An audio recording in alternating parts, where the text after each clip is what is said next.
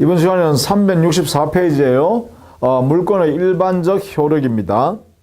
자, 물건이 보통 물건이라면 일반적으로 채권에 비해서는 우선 변제받을 수 있는 우선 변제적 효력이 있다. 또는 우선적 효력이 있다. 이렇게 해요. 즉 우선할 수 있는 힘, 강한 힘이 있다는 거죠. 채권보다가. 두 번째는 그 물건이 누군가로부터 침해를 당했다라고 하면 그 침해를 배제시켜서 없애서 당의 물건을 지배해서 이득을 취할 수 있도록 그 물건의 실효성을 보장해야겠죠. 따라서 침해하는 당사자에 대해서 배제 또는 침해를 제거할 수 있는 그러한 요구할 수 있는 권리가 있다. 이걸 물권적 청구권이라고 그래요.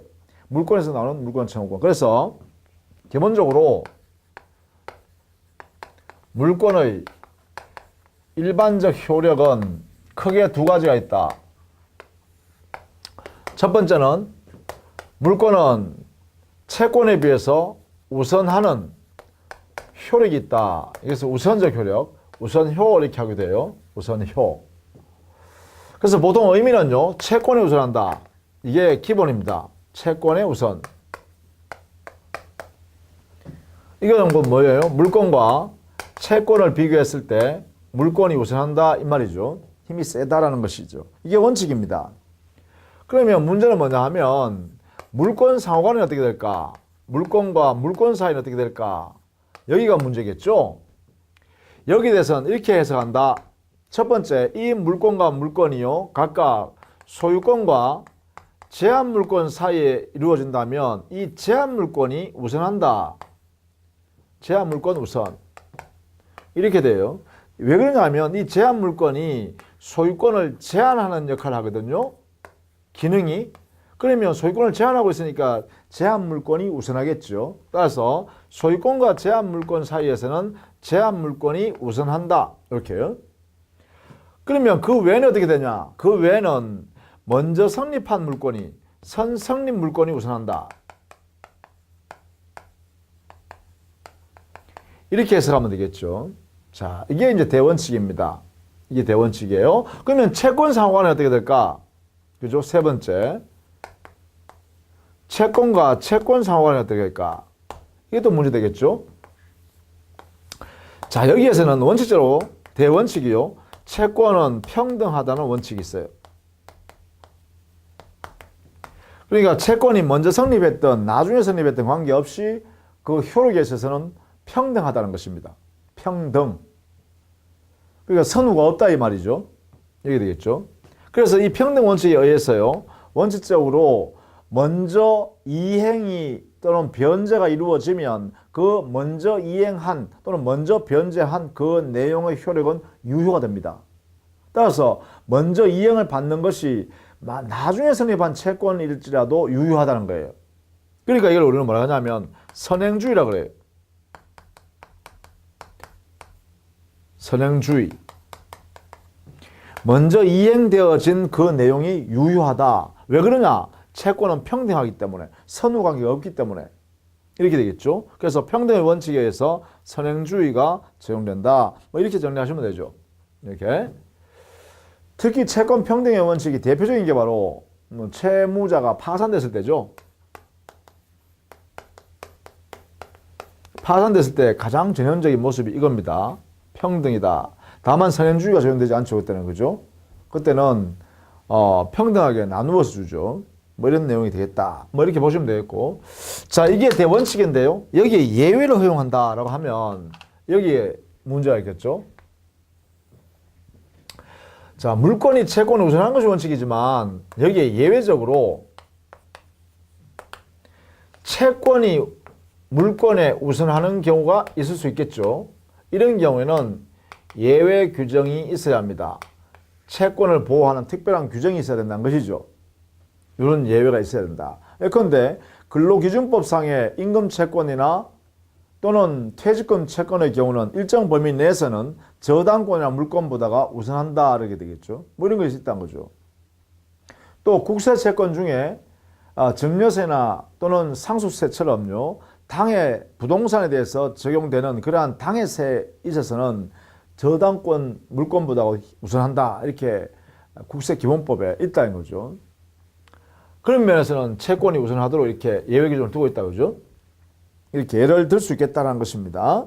자, 뭐 이 정도로 정리하시면 되겠죠? 그러니까 우선효, 물권은 채권에 우선한다는 데 원칙, 요걸 근거로 해서 권리 상호간의 선후 관계를 한번 살펴봤습니다.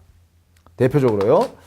그 다음에 두 번째, 물권의 일반적 효력에서 두 번째는 물권이 침해당했을 때 그 물권의 침해를 제거, 배제 또는 없애기 위해서 그 물권에서 바로 침해자에 대해서 야 없애라 라고 할 수 있는 권리가 발생하는데 그것이 바로 물권적 청구권입니다. 물권에서 나오는 청구권이다 이 말이죠. 그래서 보통 청구권이라는 것은 채권의 청구권이에요. 채권의 본질이라는 거죠. 채권자가 채무자한테 이렇게 해줘, 이렇게 해줘, 채무 내용들 이행해줘 라고 요구하는 권리, 이게 바로 청구권 아닙니까? 그런데 물권에서도 그러한 권리가 나올 수가 있다는 것이죠. 다만 이거는요, 전제가요, 그 물권이 침해 상태가 있거나 더 나아가서요, 장래에 침해의 염려가 있는 경우에도 인정된다는 것입니다. 이런 경우요. 이런 경우에 당의 그 물권의 실효성을 보호상 실효성 보호요. 실질적으로 물권의 효력이 발생할 수 있도록 이것을 보호하기 위해서 바로 물권적 청구권이라는 제도를 인정하고 있습니다. 이렇게요. 그러면 이것은 청구하는 종류는 여기는요. 침해의 모습에 따라서 분류해보면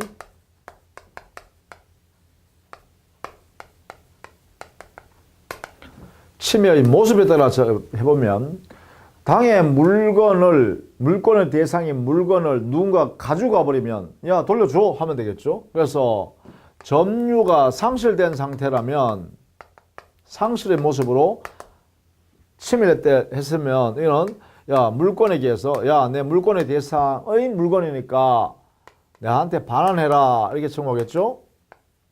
그래서 반환 청구권을 행사할 수 있을 겁니다.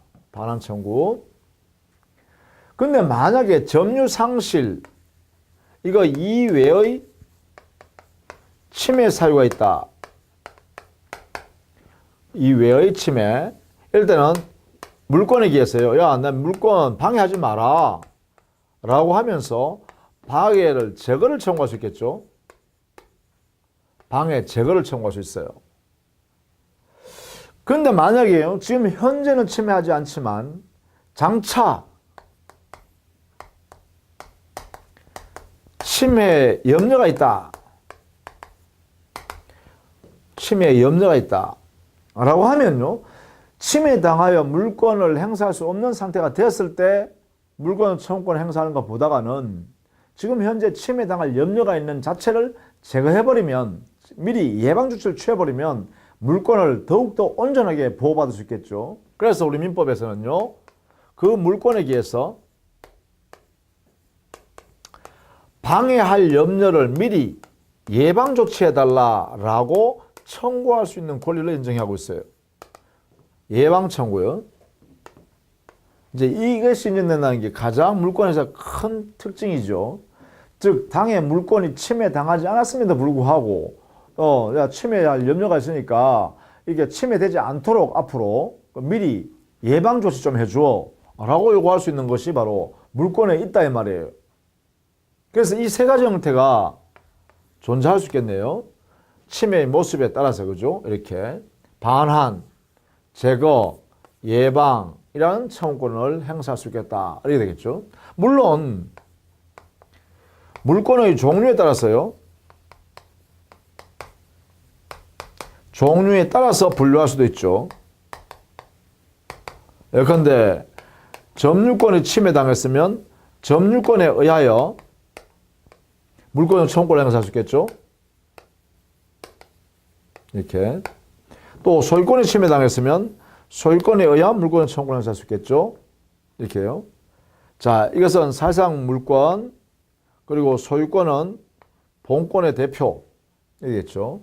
기타 지상권에 의한 물권 청구권, 지역권에 의한 물권 청구권, 전세권에 의한 물권 청구권, 그렇죠? 또 유치권에 의한 물권 청구권, 질권에 의한 물권 청구권, 저당권에 의한 물권 청구권이 존재할 수 있을 것 같잖아. 그죠? 자, 그런데 우리 민법에서는요, 유치권에 의한 물권 청구권, 질권에 의한 물권 청구권에 규정이 없어요. 규정이 없다. 여기는. 근데 나머지는 어떻게 하냐? 소유권에 의한 물권 청구권을 여기다가 이렇게 준용해다 씁니다. 이렇게. 여기서 이렇게 준용해다 씁니다. 저당권까지. 준용. 여기도 준용. 그래서 여기에 소유권에 의한 침해가 있을 때, 소유권에 대해서 침해가 누군가 있을 때 소유권자가 말이죠. 내 소유물 반환해 라고 하거나 내 소유물 방해 제거해 라고 하거나 내 소유물 방해 미리 예방 조치해줘 라고 하거나 이런 권리가 소유권에 각각 이렇게 있을 텐데 이 세 가지 형태를 지상권, 지역권, 전세권, 저당권에 그대로 준용해다 쓴다. 지상권, 지역권, 전세권, 그리고 저당권. 여기에요. 각각. 이렇게 준용해 쓴다. 그런데 여기에 있는 유치권이나 질권에는 준용하는 규정이 없다. 규정이 없다 이 말이에요. 그러면 해석상으로 어떻게 할 거냐라는 걸 이제 연구해야 될 텐데 해석상 보니까 유치권에 의한 경우에는 해석을 어떻게 하냐. 해석상 이때는 유치권은요. 나중에 보겠습니다. 유치권에 성립하기 위해서는 점유가 계속돼야 유치권에 성립하고 있습니다. 그런데 유치권이 점유를 상실해서 누가 뺏어간다든가 침탈해 가버리면 유치권을 소멸해버립니다. 그럼 유치권 소멸해버리면 이 유치권에 의한 반환 청구권 등을 할 수 없죠. 물권 청구를 해서 할 수 없죠. 그래서 이때는 유치권자는 점유자이기도 하기 때문에 점유권에 의해서 조심해야겠죠. 점유권에 의한 물권적 청구권을 행사할 수 있습니다. 자, 유치권이 침해당했을 때 이때는 해석에 의해서 점유권에 의한 물권적 청구권을 행사할 수 있도록 한다. 그럼 질권은 어떻게 되냐? 여기도 역시 해석상 법 규정에 준용 규정이 없으니까 해석상 질권에 의한 물권적 청구권을 인정하자. 이렇게 해석하고 있다라는 것입니다. 여기는 질권에 의한 물권 청구를 인정한다. 자, 요 두 개요. 이렇게 정리를 해 두셔야겠죠. 해석에 의해서 인정한다. 이렇게. 그런데 여기는 점유권에 의한 것이다. 유치권이 침해당했는 거죠. 유치권을 상실해버렸다 이거죠. 침해당해서 침탈당해버리면 그러면 점유권에서 행사해라. 이렇게 하고 있다. 이런 식으로 우리 민법은 규정을 두고 있습니다. 자, 이때 이 물권 청구권의 성질이 뭘까? 성질을 살펴보면 특징요. 성질, 특성을 살펴보면 채권적 청구권보다는 우선합니다. 물권에서 나가니까.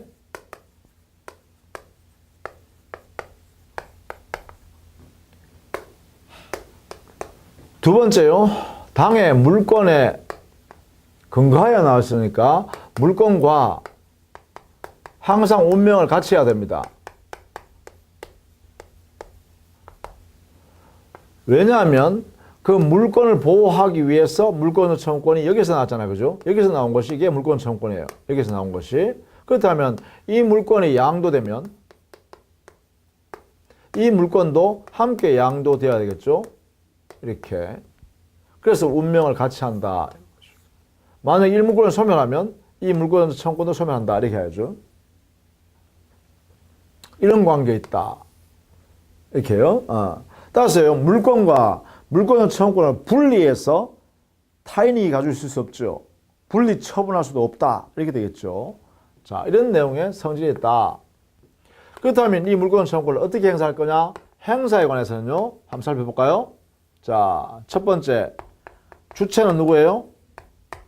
주체자는 현재 그 물권을 가지고 있는 사람으로서 현재 물권자가 됐죠. 현재 물권을 가지고 있는 사람이 왜? 물권 청구권은 그 물권과 운명을 같이 해야 되니까. 두 번째 그러면 누구한테 행사할까? 상대방. 그 상대방은요, 현재 그 물건을 침해를 하고 있는 사람이거나 침해 염려가 있는 사람이겠죠. 현재 침해자 또는 염려를 갖고 있는 사람. 자, 이때 현재의 침해자인 상대방은요, 그 침해에 대해서 말이죠. 침해에 대해서 고의 또는 과실이 있냐 없냐를 불문합니다. 이게 중요합니다. 잘못이 있냐 없냐 따지지 않는다는 거예요. 침해하고 있는 상태가 있으면 바로 상대방이 된다는 거예요. 자, 요것을 꼭 알아두셔야 돼요. 이 현재의 침해자 또는 현재의 침해 염려를 가지고 있는 사람은 고의 과실에 의하여 침해했느냐 염려를 만들어냈느냐 불문한다. 잘못 따지지 않는다 이 말이죠. 이게 바로 상대방의 요건입니다. 그리고 반드시 현재 침해하는 사람이어야 되죠. 그 다음 세 번째, 이때 이 상대방한테 청구하면 반환 행위를 하거나 제거 행위를 해줘야 되거나 또는 예방 조치를 해야 되는 행위를 해야 되잖아. 그럼 이때 비용이 들어가요. 그죠? 이때 비용 부담은 누가 해야 되냐? 여기에 됐어요. 당해 이 물권의 청구권의 청구권의 본질은 상대방에게 적극적인 행위를 요구하는 것이다 이 말이죠. 상대방의 반환 행위, 상대방의 방해 제거 행위, 상대방의 방해 예방 행위. 그죠? 이러한 상대방의 적극적인 행위를 요구하는 권리다라고 해석하는 견해가 행위 청구권선입니다. 이게 통설이고 판례예요. 이게 통설이고 판례다. 그렇다면 이 입장에 쓰면 바로 상대방이 행위를 하는 것이니까 상대방 스스로 비용을 부담해서 반환 행위를 해야 되고 방해 제거 행위해야 되고 방해 예방 조치 행위를 해야 한다. 이런 이야기죠. 따라서 이때 근거는 바로 상대방이 부담한다. 이렇게 해석할 수밖에 없다는 거죠. 자, 이게 통설이다라는 것입니다. 비용 부담은 상대방이 한다. 이렇게 돼요. 자, 이런 내용으로 권리 행사하면 되겠죠. 행사를. 이렇게 행사할 때요. 다른 청구권이 있으면, 즉 물권의 청구권과 다른 청구권이 그 당사자한테 침해당하고 있는 물권자한테 발생돼 있으면 물권적 청구권과 별도로 다른 청구권도 인정됩니다. 둘 중에 아무거나 선택해서 행사해도 된다는 것이죠.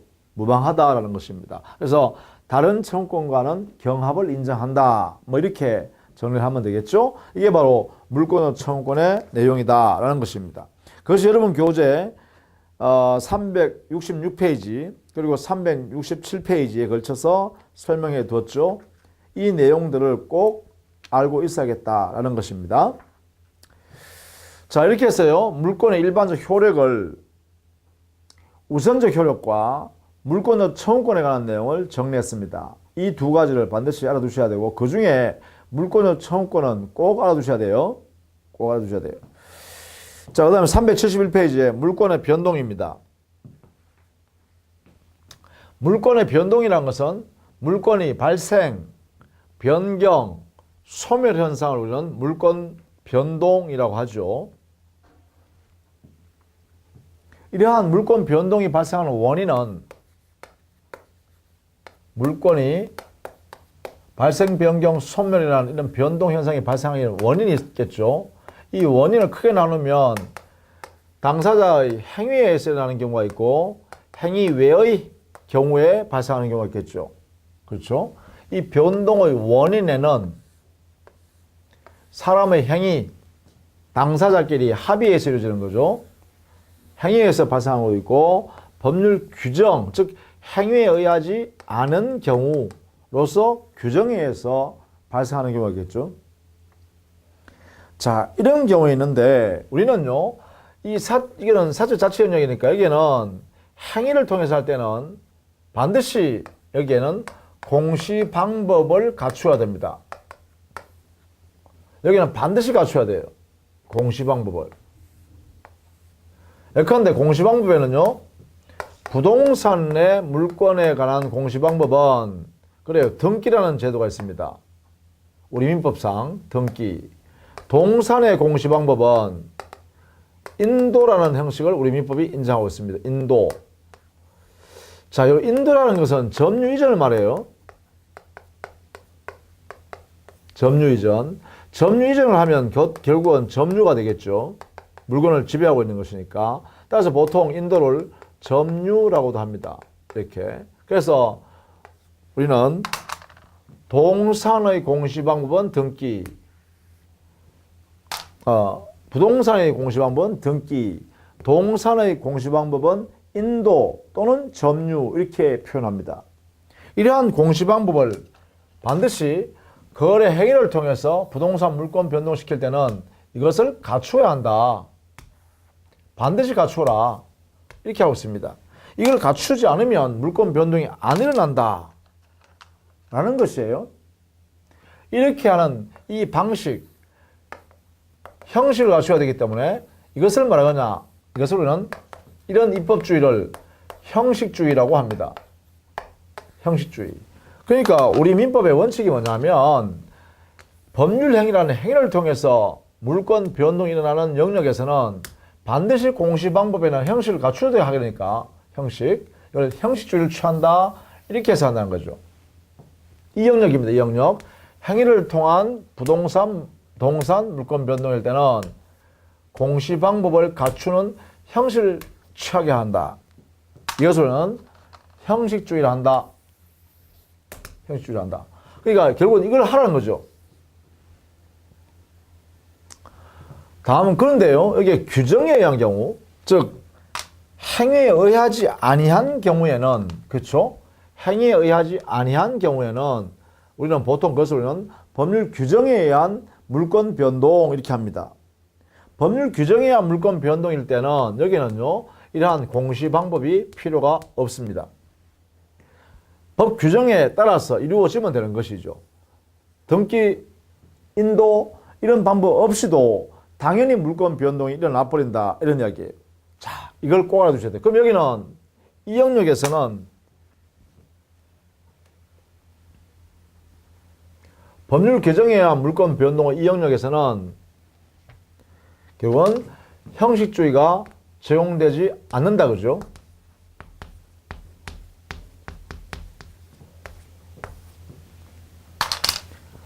이 형식주의를 다른 말로는요, 독일법이 이렇게 최초로 만들었기 때문에 독법주의다 이렇게 이야기하기도 하고, 이것은 곧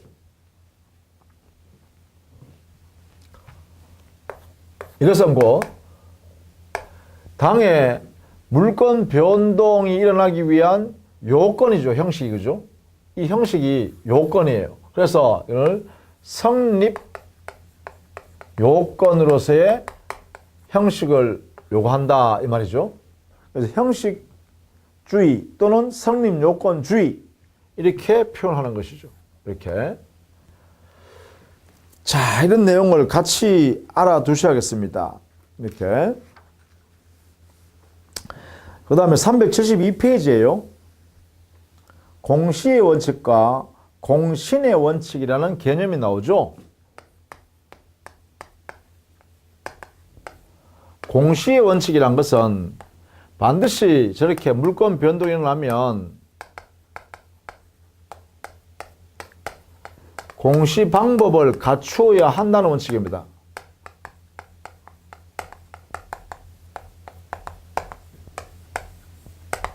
이것을 공시의 원칙이라고 합니다. 공시 방법이니까 부동산의 경우는 등기를 하라는 것이고 동산의 경우는 인도라는 형식을 갖추라는 거죠. 이걸 갖추어야 한다는 원칙을 공시의 원칙이라고 그래요. 우리 민법은 이 공시의 원칙을 실현하기 위해서 실현 방법으로 뭘 취했어요? 성립 요건으로서의 공시 방법을 취했죠. 그래서 성립 요건주의 또는 형식주의다, 독법주의다 이렇게 했죠. 이것을 민법이 취하고 있어요. 이렇게. 그 다음에 공신의 원칙이라는 것은 뭐냐? 공신의 원칙이라는 것은요, 공시 방법을 신뢰한 사람은 그대로 보호된다는 원칙입니다. 공시 방법 신뢰자는 신뢰한 대로 그대로 보호한다.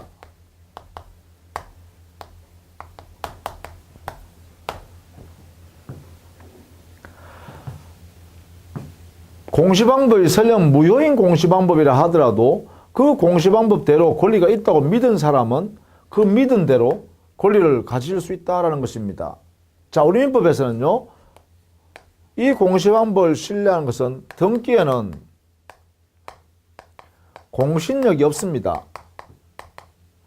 즉, 등기를, 무효인 등기를 아무리 유효한 등기고 권리자다, 등기 명의인에게 권리가 있다 라고 믿고 거래했더라도 그 등기가 무효라서 권리가 없는 사람이다라고 해버리면 그 믿은 사람, 등기를 믿은 사람을 보호한 힘이 없다.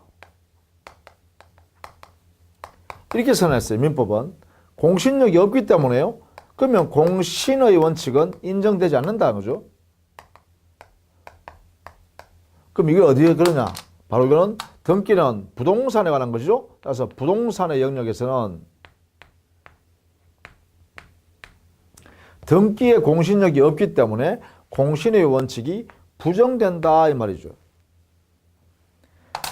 그런데 점유에 관해서는요, 점유, 인도에 관해서는요, 공신력을 인정하네요.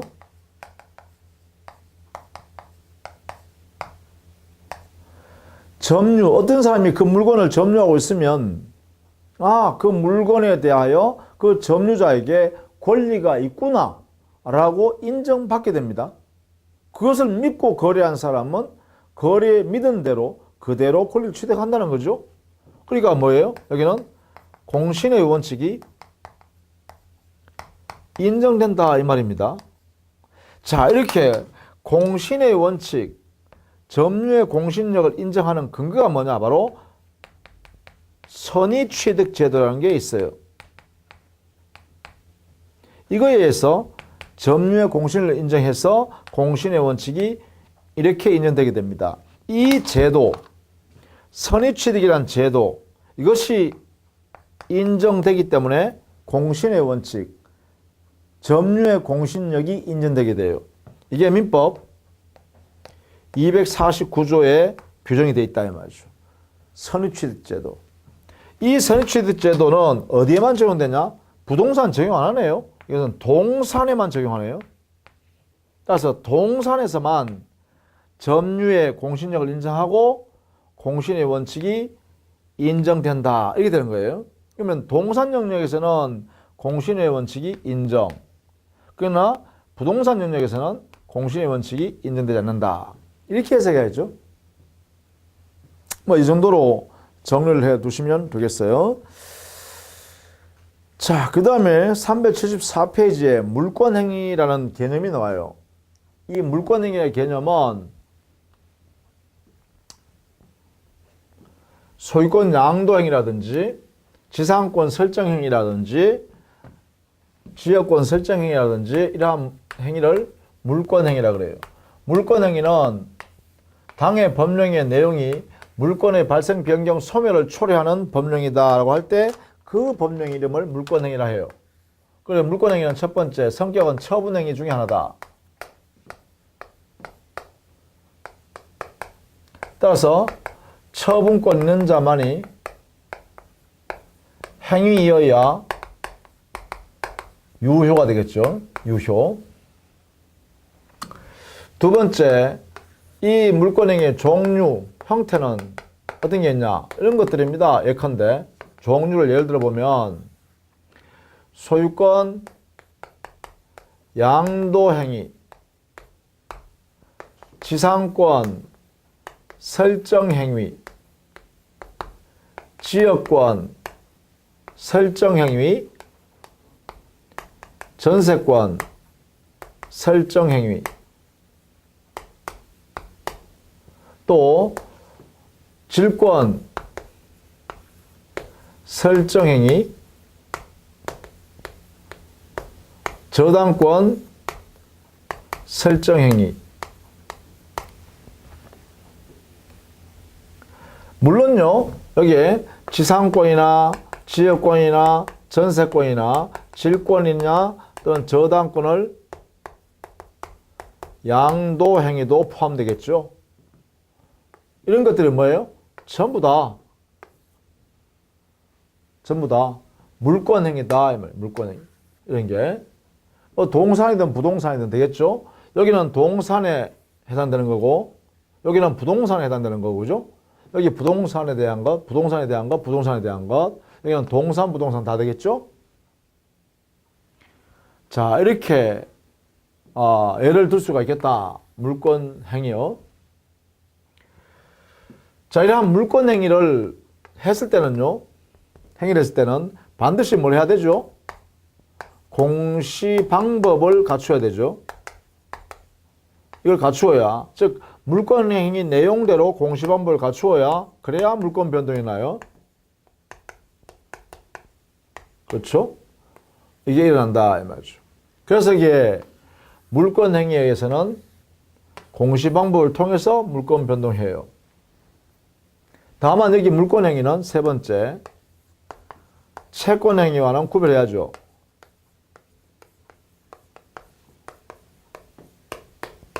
예컨대 여기에 채권 행위 대표적인 예가 뭘까요? 대표적인 예가 매매 계약이 바로 채권 행위잖아요.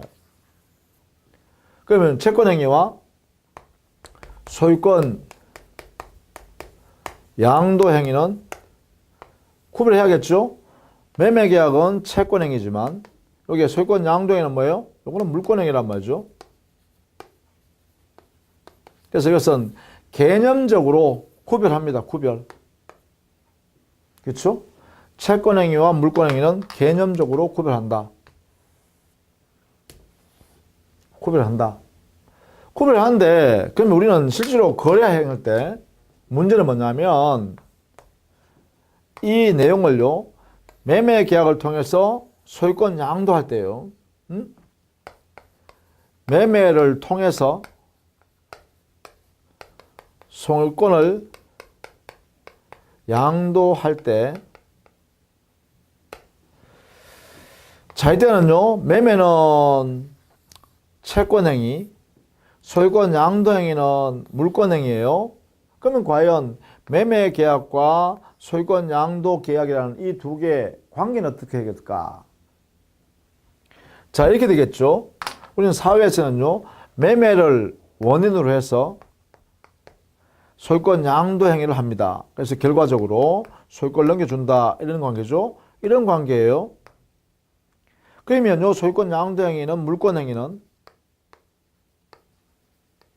어떻게 할까? 매매 계약과의 관계에서 어떤 관계일까? 원인 결과 관계죠. 이게요. 그래서 우리 판례는요, 판사님들은 매매 계약할 때 소유권 양도 계약도 함께 한다. 이렇게 보는 거예요. 즉, 물권 행위는 여기에 있는 채권 행위인 원인 행위. 이거와 같이 한다는 거예요. 따라서 물권 행위는 채권 행위와의 관계에서 보면 독자적인 성격이 없다. 부정해요. 자, 이 물권 행위는 소유권 양도라는 물권 행위는 이런 이야기입니다. 이 물권 행위는 이 채권 행위와 어떤 관계에 있느냐라고 물으니까 채권 행위가 독자적이 못한다. 이 말의 의미는 바로 매매 계약 속에 소유권 양도하는 계약도 함께 이렇게 어우러져서 같이 한다. 이런 상태라는 거죠. 이 매매 계약 속에 다 들어있다는 거예요. 이 안에. 그러다 보니까 어떻게 되냐. 이 매매 계약이 무효가 되어버리면 소유권 양도 계약도 무효가 돼요. 매매 계약이 취소돼 버리면 소유권 양도 계약도 취소돼 버려요. 그러니까 채권행위 매매 계약인 원인행위가 유효해야만 소유권 양도인 결과도 유효한 물권행위로 이루어진다는 거예요. 그래서 이 물권행위는 소유권 양도행위나 물권행위는 매매계약과의 관계에서 인과관계가 있는 관계다 이렇게 죠. 그래서 이걸 유인관계다 이렇게 해요. 성질이요. 이렇게 해석한다는 거죠. 우리 판례가 이렇게 해석하고 있다는 것을 또 여러분이 알아두셔야 돼요. 여기에 있는 물권행위라는 것은 독자성이 인정되지 않고 유인성의 관계를 갖는다. 이렇게요. 이 두 개의 성질을 우리 법원은 이렇게 본다는 거예요. 매매계약과 소유권 양도계약 이 두 개의 관계를 독자성 부정하고 유인성 관계다. 그래서 매매계약 속에 소유권 양도하는 행위도 함께 포함되어 있고 또 매매계약이 무효가 되면 당해 소유권 양도계약도 무효가 된다. 그래서 인과관계가 있는 관계다. 그래서 이걸 우리는 이렇게 표현한다. 이렇게 독자성 부정하고 유인성 관계다. 이것을 우리 판례가 취하는 태도다. 이렇게요. 따라서 매매계약이 무효가 되어버리면 소유권 양도계약도 무효. 매매계약이 유효여야 소유권 양도 행위도 유효. 되겠죠. 자, 이런 관계를 우리는 376페이지예요. 376페이지. 물권행위의 독자성 그리고 377페이지에 물권행위의 유인성, 무인성에 관한 논의예요. 그 안에요. 377페이지에 2번점 학설과 판례 안에 양갈로 2번 유인설 해놨죠. 요 유인설이 바로 요거예요. 유인성설. 유인설. 요 판례 태도에서 독자성을 부정하는 것을 전제로 해서 유인성을 취하는 이것을 설명하고 있는 거죠. 그것을 정리해 주시면 되겠어요. 학설로는 소설이지만 판례는 이 유인설을 취하고 있다. 그래서 채권행위가 매매계약이죠. 채권행위가 매매계약이 불성립, 무효, 취소, 해제, 기타 사유로 실효가 되면 물권행위, 소유권 양도행위죠. 소유권 양도계약이요. 소유권 양도계약인 물권행위도 당연히 영향을 받는다는 견해를 우리는 유인성설이라고 합니다. 유인설 해도 좋고요. 유인성설. 그래서 이렇게 해석하면서 옳다라고 했어요. 우리 판례는 여기에 따라서 해석합니다. 자, 이렇게 요 내용만 정리해 둡니다. 뭐 이게 교체적인 내용은 다 몰라도 좋아요. 이렇게 판례는 독자성을 부정하고 유인성을 취한다. 이렇게 정리해 두시기 바랍니다. 자, 여기까지 하고요. 다음 시간에는 등기에 관한 이야기를 좀 하려고 그래요. 부동산 물권 변동에서는 등기, 동산 물권 변동에서는 인도라는 공시 방법을 해야 되죠. 어떨 때? 법률 행위를 통해서, 거래 행위를 통해서, 행위를 통해서 동산이나 부동산 물권이 움직일 때. 그렇죠? 따라서 다음 시간부터는 등기 또는 점유 이전인 인도라는 형식을 살펴보도록 하겠습니다. 자, 수고 많으셨습니다.